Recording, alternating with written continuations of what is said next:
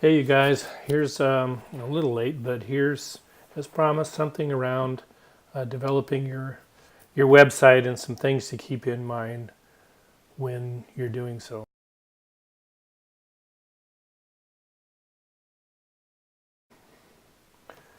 It's important to have a website, obviously, for most businesses, but there are some considerations that you want to keep in mind before you ever build a website, either for yourself or for somebody else.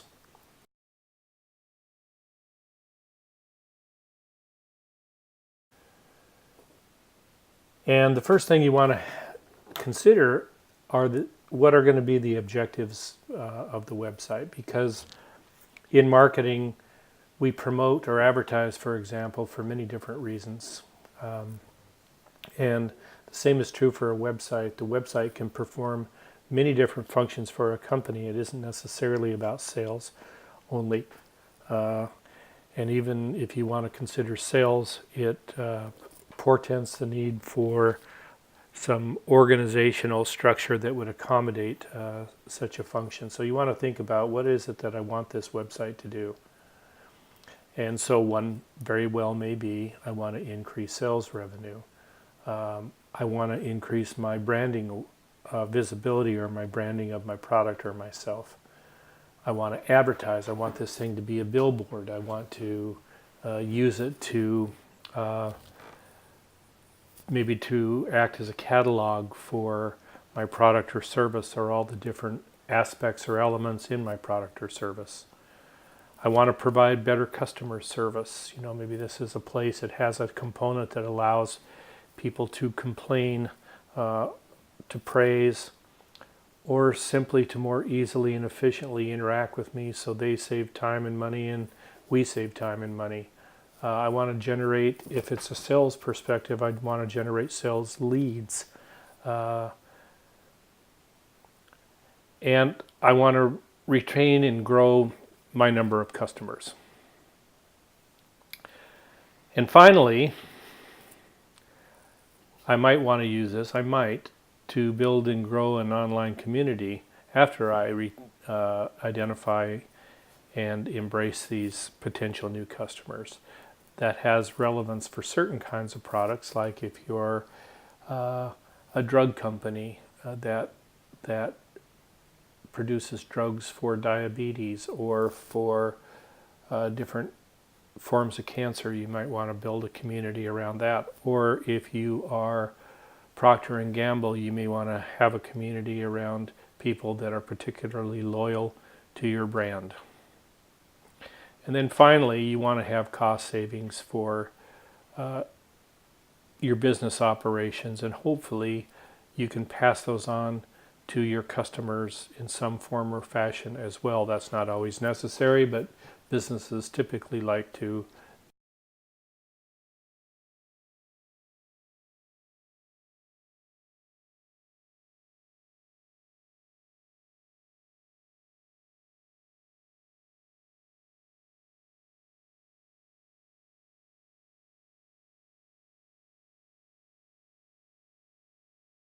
do that.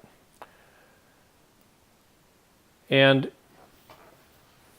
your website objectives, again, vary by firm. That can depend on the product or service that we're talking about and who your individual customers are.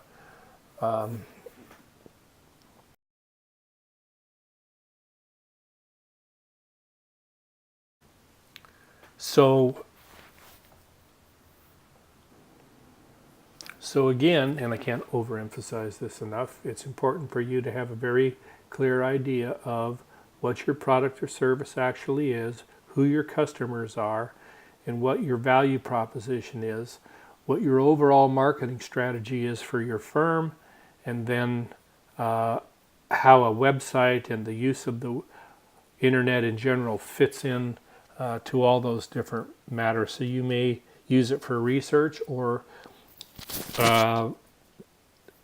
you may use it as a vehicle for potential customers to research your products and services. You may want to build awareness, brand awareness, lead generation, customer acquisition, customer management, upsell or cross-sell different kinds of products, and ultimately create and retain loyal customers. It's worth remembering what Drucker said, Peter Drucker, years ago around business, that there's only two real functions that a business should concern itself with: creating new customers through marketing and innovation. And so the internet can help you in those regards.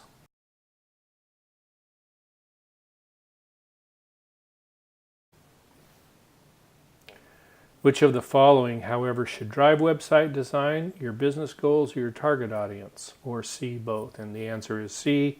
They both are equally important and both significantly important in driving what you want that website functionality to actually be. When you give your presentations, you might talk around these kinds of things. What it is your website is intended to accomplish, who your target customers are, etc., etc.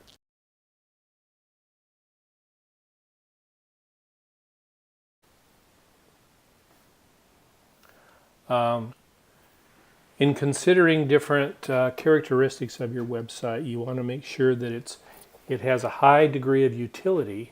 In other words, it's easy to use, it's customer friendly, user friendly, it's accessible in a number of different ways. This is definitely where search engine optimization plays in. That you've done all that you can from a design standpoint and a push standpoint, like push being putting your URL on your business card, for example, to push people to that site. And then once they get there, you want to make sure that you can measure the results of different elements within your website. You know, what are the things that's persuading people, and what are you're not getting particularly good ROI on.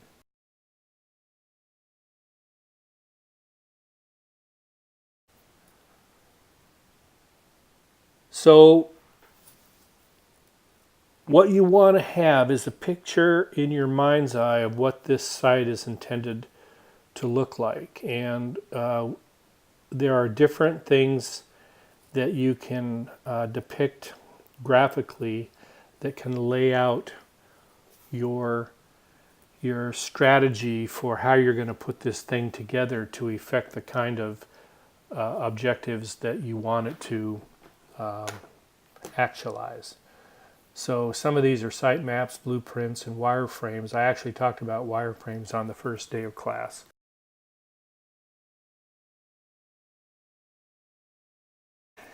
And here is a wireframe for a children's toy site.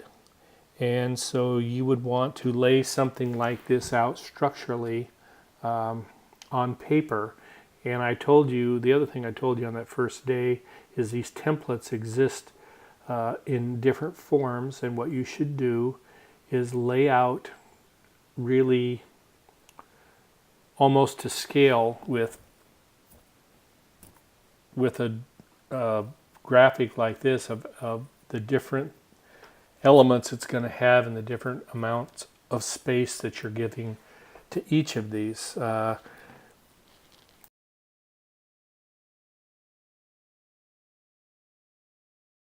This is a wireframe or design map that shows different ways that you can lay out your site based on functionality and access. So you could have on the right side, you could have a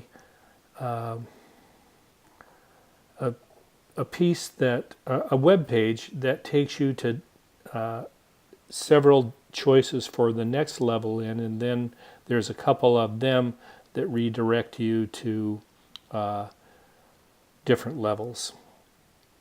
B might be where you actually buy something, for example. Or you could have it laid out where it takes you deeper, each page takes you deeper and deeper as needed into the site. And again, which of these is better? Well, that's not really a valid question. The question it really is which of these is appropriate, and that relates back to what is your intended functionality of your website as it fits into your overall marketing plan.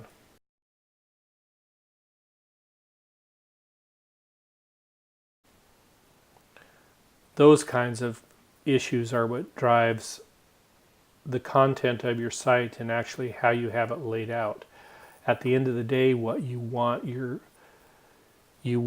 site to do is to hold people. So you want it to have utility for them. So you want to think like they would think when you lay it out. You want to accomplish needs for them as they visit your site.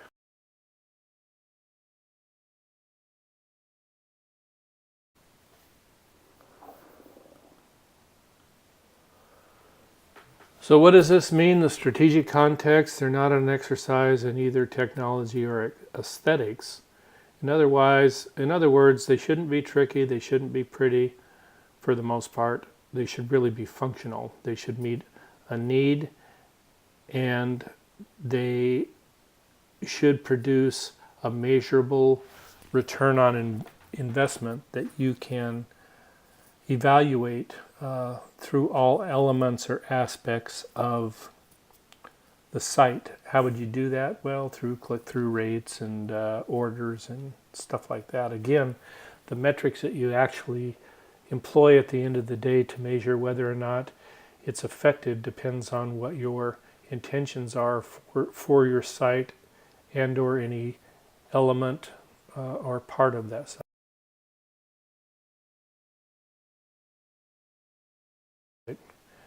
The website development process is an ongoing circular basis. It starts out with establishing objectives, understanding your target market, designing your site to appeal to that target market, considering things like stickiness and navigational easiness. You beta test that with your customers. You deploy and tune the site. You have measures in place to evaluate site effectiveness at different places within the site. Then you refine it further, and then you go back if necessary and establish new objectives, or it starts all over. Normally a business is dynamic and organic and ever-changing, and you would ask and answer these questions on a reoccurring basis as your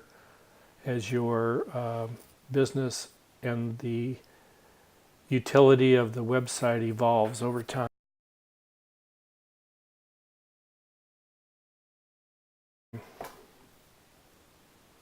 This is just another couple of wireframe and navigational structure examples for you to take a look at.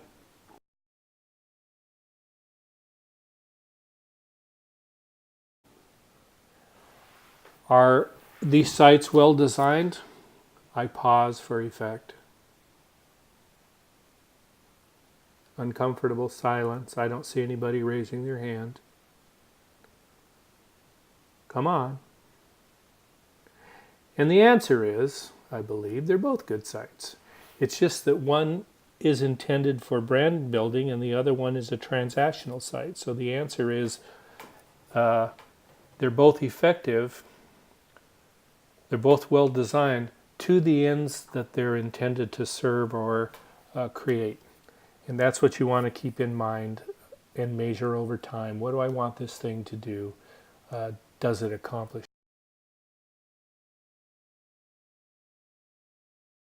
that? Some sites can be experiential. M&M's is a good site to take a look at. It's a good site.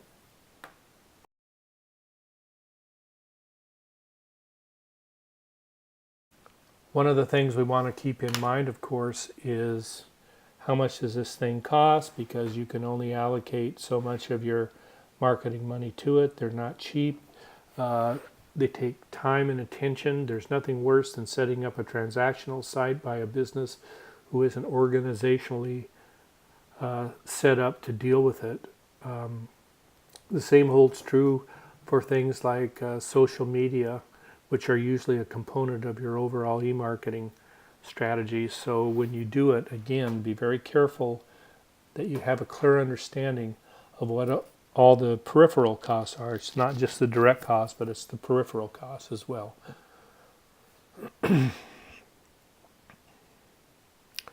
And this makes the point I just said, that the annual maintenance costs are 3 to 5 times greater than the development costs. So you always want to keep that in mind. You have to pay people to do this. Things like social media, you hear it all the time. It's free. It's not free. Unless your time isn't worth anything, or you're getting somebody else to do it for nothing, and their time isn't worth anything to them. But more often than not, in that situation, there's that old adage: you get what you pay for.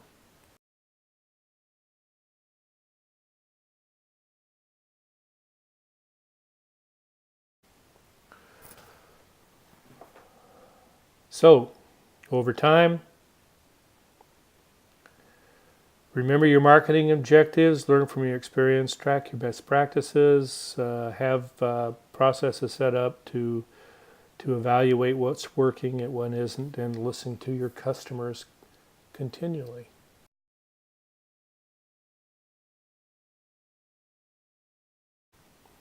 Finally, this is the last slide. Just an overall summary of what we've just talked about. What do I want this to do? Who's my customer that it's intended to serve? Is this thing usable and easy to navigate? What are my metrics in place to measure the outcomes that I've defined that I want this thing to attain?